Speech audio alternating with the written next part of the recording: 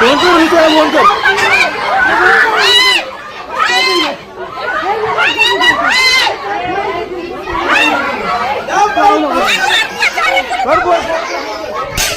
बघा किती बांधलेला, हे बघा, हे बघा.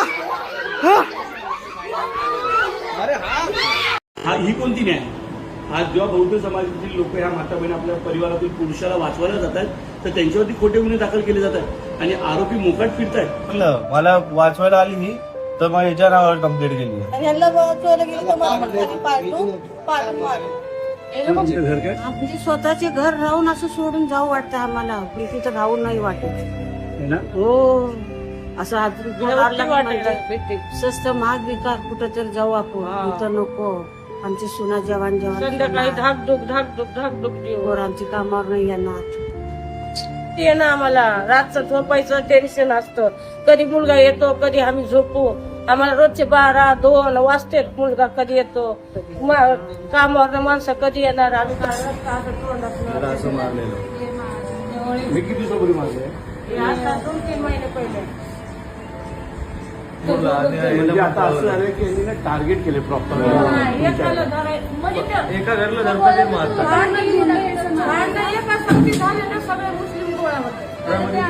कोयता आणलेला काल. हा काजल कोयता पण आणलेला. तुला का मारलं पण? मला मी माझ्या मामाला सोडवायला गेले तेव्हा त्याने मला इथे केस पण पकडले आणि मला आता लाताने इथे मला खाली काढलं. विचार करा साहेब की लाताबुक्यांनी पोरींना मारलं जातं, स्त्रियांना. ह्याच्यापेक्षा अजून किती अत्याचार सहन करायचा महाराष्ट्रात. म्हणजे मुस्लिम समाजाला आम्ही सर्वधर्म समभाव बोलतो आणि मुस्लिम समाजा वारंवार एकेका हिंदू कुटुंबांना टार्गेटवर मारतोय, बहुजन समाजातील मुलींना मारतोय.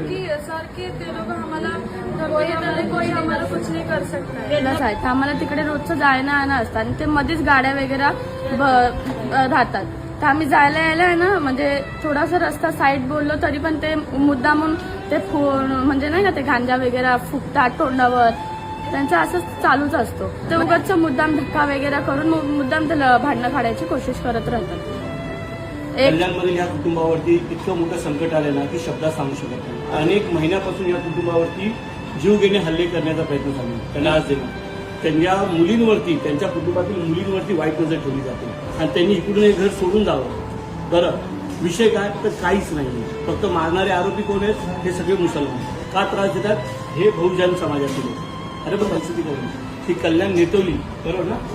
या ठिकाणची परिस्थिती परिसरातील घटना आहे.